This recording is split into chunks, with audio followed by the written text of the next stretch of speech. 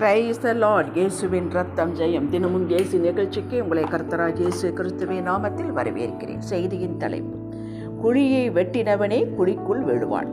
ஆதார வசனம் சங்கீதம் 43:3. உமது வெளிச்சத்தையும் உமது சத்தியத்தையும் அனுப்பியருளும். அவைகள் என்னை நடத்தி உமது பரிசுத்த பர்வதத்திற்கும் உமது வாசஸ்தலங்களுக்கும் என்னை கொண்டு போவதாக.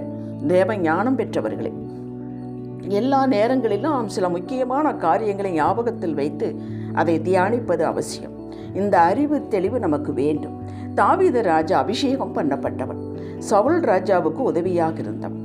கோலியாத்தை ஒரே கூழாங்கல்லாலை அடித்து வீழ்த்தி இஸ்ரவேல் சரித்திரத்தில் இடம்பெற்றவன். சவுல் ராஜாவுக்கு மருமகனாகிவிட்டவன். சவுலின் மகன் யோனத்தானுக்கு உயிர் நண்பன். கிட்டத்தட்ட எல்லாருக்கும் அறிமுகமானவன். இப்படிப்பட்டவர்களை தானே சாத்தான் அதிகமாக கண் வைப்பான். பிரச்சனைகள் கட்டுகள் வரும். விருந்து போட்டு உபசரிக்க வேண்டிய மாமனார் தாவீதின் உயிரை வேட்டையாட துரத்துகிறான்.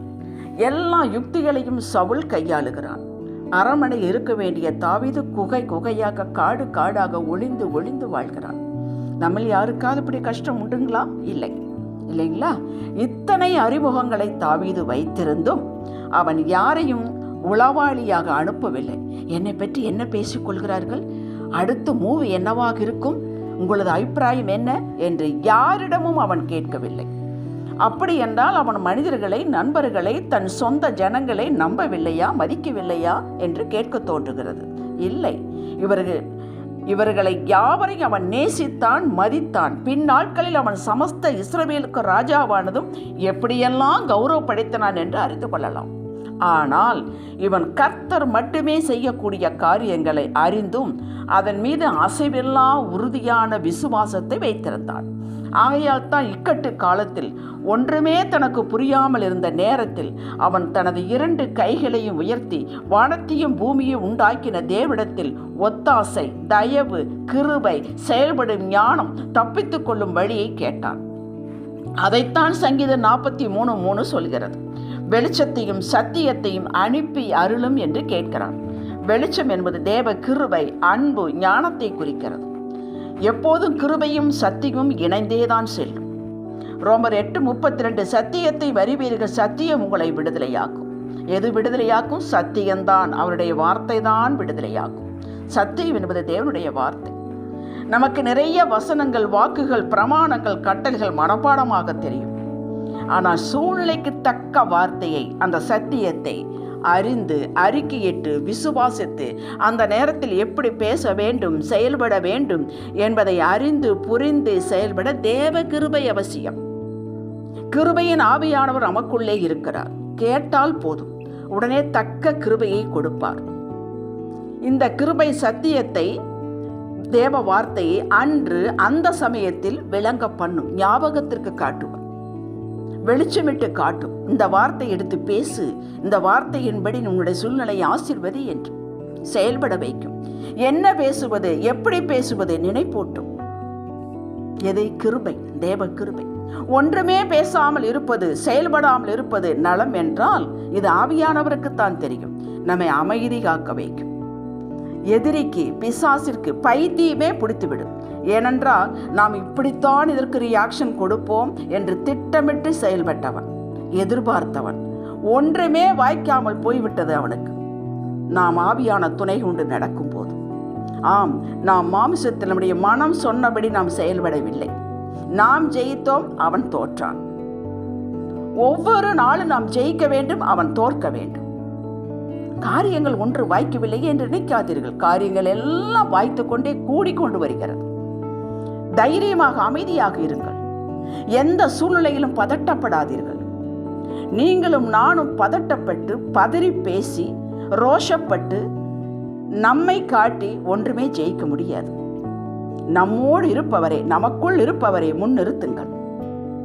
நம்மால் ஒரு மனிதனை மன்னிக்கலாம், மறந்தும் விடலாம். ஆனால் அவனுக்குள் இருக்கும் பாவ இருளை அவனுக்கே காட்டி உணர வைத்து மன்னிப்பு கேட்க வைத்து வெளிச்சமாக்குவது நம்மால் முடியாது.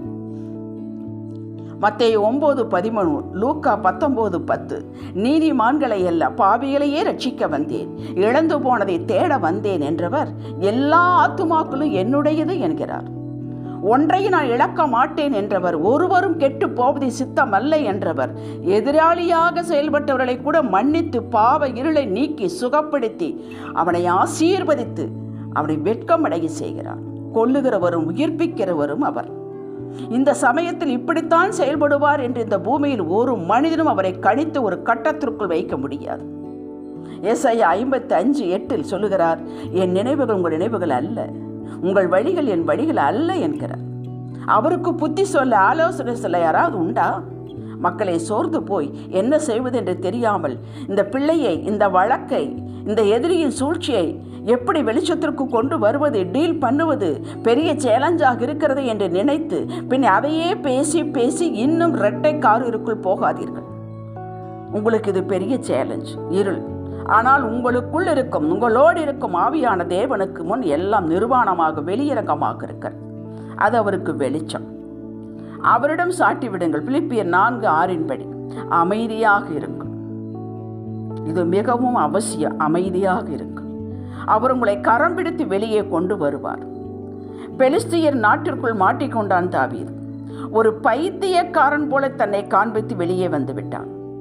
ஆம், இந்த வெளிச்சம் சத்தியமும் அவனை வெளியே கொண்டு வந்தது. இது கையாலாகாத தனம் அல்ல, முள்ளை முள்ளால் எடுப்பது. கர்த்தருடைய வழி யார் அறிவார்? பிடித்து கொள்ளுங்கள். வழியே இல்லாத இடத்தில் உங்களுக்கு வழியை உண்டாக்கி, வனாந்திரமோ அங்கேயும் புதிய வழியை உண்டாக்குவார். உங்களை வெளியே கொண்டு வந்து அடுத்த உயர்வுக்கு வழியை காட்டுவார்.